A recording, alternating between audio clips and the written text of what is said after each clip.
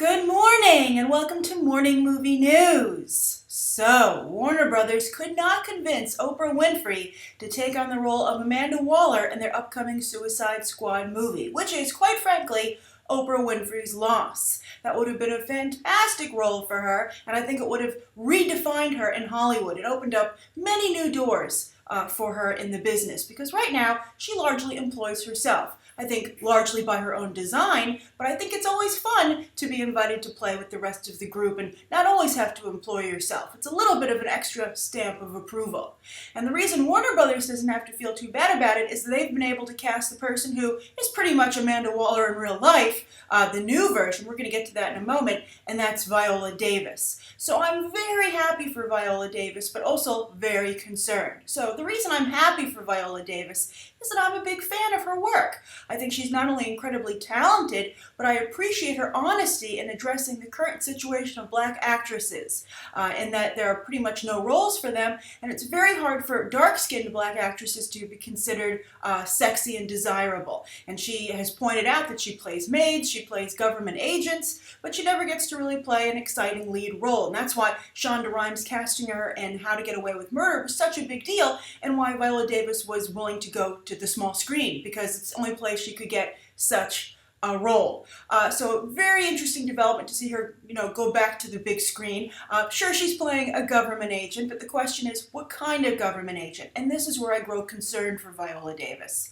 If the role could have been played by Oprah Winfrey, I am concerned that it's written for old school Amanda Waller, which, you know what, I'm a fan of old school Amanda Waller, and I think that if you had asked me what my preference would be, yes, it would be to go old school Amanda Waller with Oprah Winfrey in the role. But now that Viola Davis is playing it, I want to see it go New 52 style, because I'm sick and tired of seeing Viola Davis and actresses like her, although Lupita Nyong'o is also really helping in this department of breaking that stereotype and the kind of roles dark-skinned actresses can play.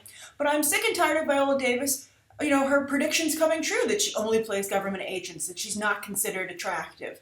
So I don't want to see the Amanda Waller role be something that not only strengthens that, but makes it a permanent part of her image. I mean, if that's the way this Amanda Waller is depicted, that's the way Viola Davis will never escape that image. And I think that would be really unfortunate for someone who deserves not to do that because of her talent, but also, has tried to outrun that image. And it will show that Hollywood just doesn't care, and that Viola Davis, to some degree, just had to give up to take a big role.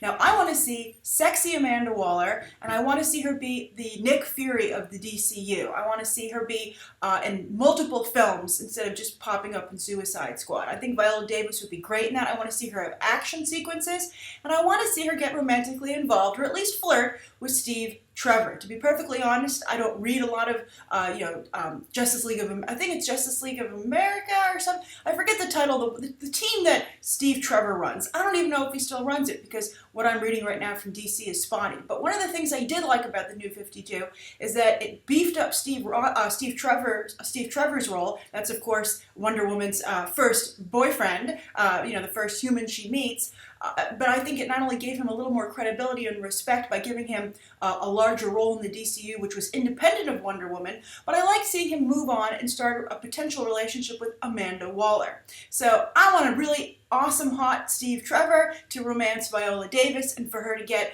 a really great role, which is just as exciting as the rest of the Suicide Squad cast. So I'm curious what you guys think. Now that Viola Davis is Amanda Waller, do you want to go old school, pre-52 Amanda Waller, or new 52 Amanda Waller? And do you agree with me that Oprah Winfrey missed out on a huge opportunity?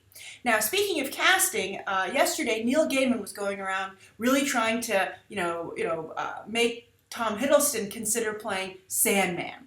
And he said, Benedict Cumberbatch was my first choice, but he's, of course, playing Doctor Strange now for Marvel, so I'm all over Tom Hiddleston. Now, this is interesting for a few reasons. One, it points out that Joseph Gordon Levitt is seemingly not in contention to play the lead role in the film that he is producing, and I think he might be potentially directing, but he's largely behind the camera on this one. He might take some role, but clearly he's not going to take the lead, which I think is a good idea. I think he's a little bit too small in stature for to play Sandman. And also, I think Joseph Gordon Levitt, not a box office draw. We'll see how The Walk does, the new Robert Zemeckis film, where he plays Philippe Petit, who walked across the World Trade Center on a wire. But this is an actor who, while beloved by a group of fans and the media, just can't get a large group of people to pay to see him in a movie. So I think he needs to put his ego aside and get a hit under his belt, and then, you know what, maybe the audiences will come after that. Tom Hiddleston, though, not proven either. He's a big draw in the Marvel Cinematic Universe, kind of like, more cowbell. Everyone's always saying these movies need more Loki. But, that's not as the lead. Is he more of a seasoning than a main course? That's something that has not been decided yet. But I also think that this draws out and calls to attention that the Sandman franchise could be DC's answer to Doctor Strange. And there might be a huge similarity between the characters. Also, just their looks. They both kind of wear trench coats. They both have dark hair. And then, of course, that's all calling to mind Benedict Cumberbatch's Sherlock, which is when Neil Gaiman said it occurred to him that Benedict Cumberbatch would make a great Sandman. So Tom Hiddleston, now, you can't deny his appeal, especially with female viewers, and that could really be something that gives a lot of strength to the Sandman franchise and maybe differentiates it from some of the other comic book properties out there. So a little bit on the nose casting. I think that Tom Hiddleston, though, just needs to take these gigs, but also, how is he, this is a DC property and he's entrenched over at Marvel. That could make this a no-go right there, and wishful thinking on Neil Gaiman's part, that's all it is, wishful thinking. I think that would probably be the thing that really kills it, especially because Tom Hiddleston has been such a team player for Marvel and Disney. He's going over to Legendary to star in Skull Island, and also he's at Legendary with Crimson Peak that's coming out. So I think that maybe he's a go-to guy for both Disney and Legendary and Marvel. So when you have those two companies putting you as a front man for them, why potentially upset the boat to go star in a property over at DC that doesn't have a lot of momentum? Neil Gaiman says he's waiting on the script. They wrote one. They said, no, don't look at this, Neil Gaiman. We're going to give you a script, he said, right before Christmas. And so I hope Neil Gaiman has a good script under his tree. But I'm curious, what do you think, Sandman fans? I've never gotten into Sandman, but do you think Tom Hiddleston is a good choice? Do you think it makes it too similar to Benedict Cumberbatch over in Doctor Strange? And what would you do if you were Tom Hiddleston? Would you take the role of Sandman, which has the potential to be quite iconic, or do you think he should play it safe and stick with Disney and Legendary? Will they even let him leave? Right now, perhaps Disney and Legendary are on the phone with Hiddleston's management, shoring up some better contracts to make sure he doesn't take Gaiman's advice. All right, so for the third story of the day, it was announced that AMC Movie Theaters is finally considering bringing a movie pass here to the United States. They're going to test it in 2 markets. Boston, I believe, is one of them. And at first I was like, oh, finally, what a great idea, because movie tickets are quite expensive, particularly in New York City. It's about $15 to see a movie with no frills. That's no IMAX, no 3D, just a straight movie, $15. But so the movie pass would be $45, at least in the markets it's being tested in. They're saying, oh, that means you have to see a movie 4 times a month to make it worth it. Well, that's not the case, obviously, in New York, so one has to wonder what would be the cost of a movie pass in this market. And the biggest markets for moviegoers, by the way, are New York, Los Angeles, and then also Atlanta is quite big. And then a couple of other theaters will pop up occasionally, like Chicago, but really, the majority of moviegoing takes place in New York City and Los Angeles. It's very interesting. I wonder if that'll ever change, but right now, that's just where the bulk of moviegoing takes place. And those are where the movie ticket prices are the highest. Now, as for MoviePass, I thought I'd be really in favor of this, but I thought about it last night when, the news surfaced, and I decided I'm not in favor of it. And why is that? Well, I think that someone's going to be very ambitious and say, sure, I'd want to see 4 movies a month or 4 or 5 movies a month. I'm definitely going to purchase this. And by the way, for that price, you can see it in any format, including IMAX and 3D. There's going to be no surcharges added on. And the movie theaters feel they're going to make their money in concessions. But at what cost is this to the audience experience? If someone plunks down $45 or the equivalent in their market for a movie pass, and then the month is coming to an end and they're like, man, I'm going to waste my money if I don't go see a couple of movies. What kind of mood are they going to be in when they go into the theater? Are you going to have people in the theater who maybe don't totally want to be there, that are passing time? Oh, hey, I'm waiting for someone. Let me go watch a movie. Maybe I won't even watch the whole thing because I can walk in there for free. So that is very scary to me. So if the movie theaters aren't going to do what the Alamo Drafthouse does and really make sure they police the behavior of their patrons, then I think that this is almost as bad as letting people intentionally encouraging them to text and talk in the theater. I just feel that it's such a fine line, and we're already really in a delicate balance right now with audience behavior. I think something like a movie pass could really push it over the edge. So I'm curious, what do you think of this idea? Is this something that you would spend money on? Do you think you really could see 4 to 5 movies a month when you actually think about it, when it's a potential reality? And what do you think it would do to the audience experience? Do you agree with me that maybe people would start showing up for a movie who, it didn't cost them anything to be there, so they really have nothing on the line in terms of losing the value of their experience? Maybe they'll talk, maybe they'll be on the phone, maybe they'll walk in and out. Maybe they'll come in halfway during a movie. I feel it cheapens the experience. I mean, do you want to see this movie or not? And if you want to see it, you should pay for it. And if there's a problem, I think the AMC Stubs program is really a great thing to use, and I think more than compensates for the price. You get $10 every $100 you spend. If you're a family, you hit that constantly. I have a pass. I use my dad's AMC Stubs number.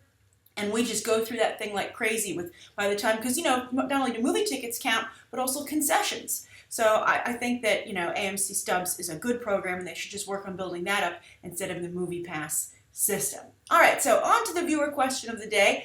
We brought up Tom Hiddleston today. Let's talk about the franchise that made him, and that's the Thor. It's about to be a trilogy with Thor Ragnarok on the horizon. And JammyJar27 has a question about that. That's a great username, by the way, JammyJar27. So JammyJar27 says, "Hey Grace, my name is James and I'm from the UK.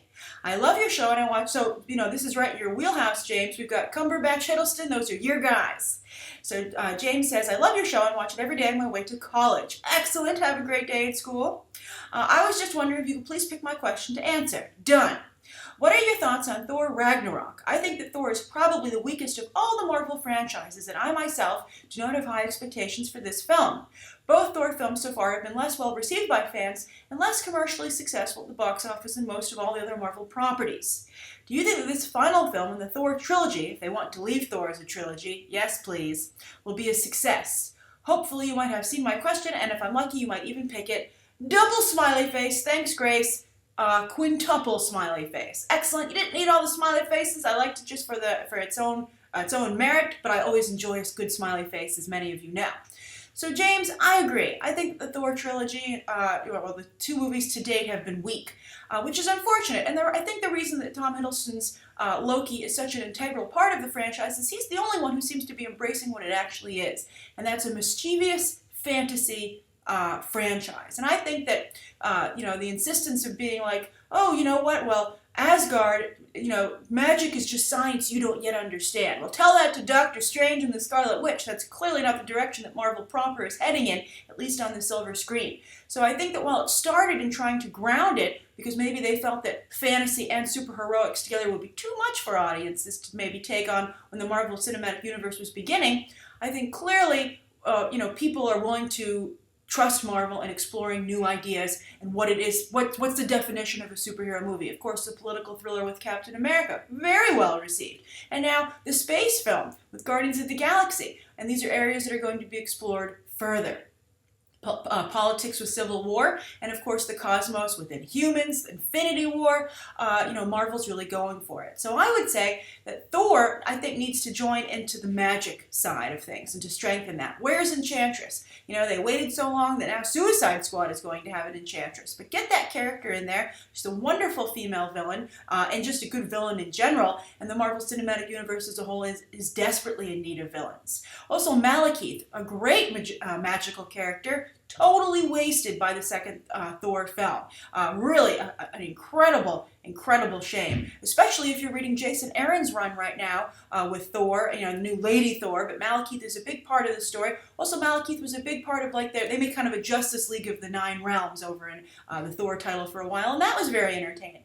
Malekith is a great character when used properly, which Jason Aaron is doing, and when you read that, you're like, oh, hey, I wish that I'd seen this in the movies. Also, Jason Aaron did some interesting things about, when he started off with the God Killer, who was building the God Bomb. It was a little Grant Morrison-y, but these are great ideas that embraced what Thor is, and that is a mythological story that could either go Lord of the Rings with fantasy and great grand epics and characters who've lived for a long time and their relationships. I love the flashbacks in the current Thor comic to olden days and also the future. Time is something they play with there because you're talking about mythology and story, and that's really interesting to explore. But then also they could go Game of Thrones, and I think they don't do a good enough job playing up the personal drama, the family drama, that's also such a big part of the Thor stories.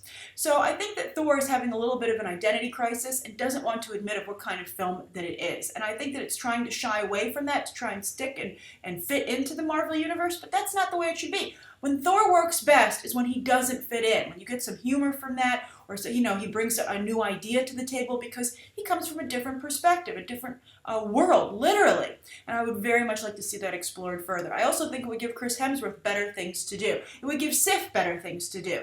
But right now they're kind of like, the Renaissance fair with the Avengers style. And I just don't think that that's the kind of commitment that this franchise needs to work. I would like to see, if they're not going to go in that direction, they need to bring in more of the Marvel Cinematic Universe then into these movies with crossovers. It was so successful in Captain America: The Winter Soldier. So for Thor Ragnarok, I would like to see Thor put through the ringer. I'd like to either see this thing break off and really try and embrace what it is. For instance, also Kieran Gillen has written some great Thor stories. And I forget the name of it, but there was this wonderful, it's the burning of the world tree.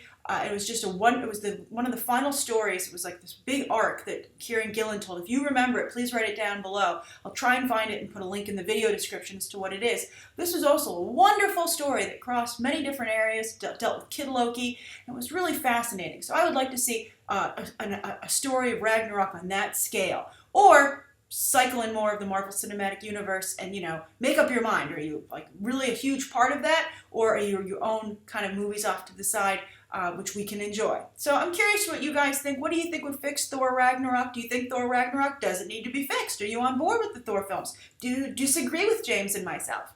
And there must be something wrong with them, though, if they need to lean on Loki so heavily, right? These films should be an ensemble cast. And Chris Hemsworth is supposed to be the star. All right, so that's today's morning movie news. Thank you so much for tuning in. Please write down below what you think of today's top 3 stories and the viewer question, anything you'd like to see covered tomorrow, and any questions that you might have. Thanks for watching.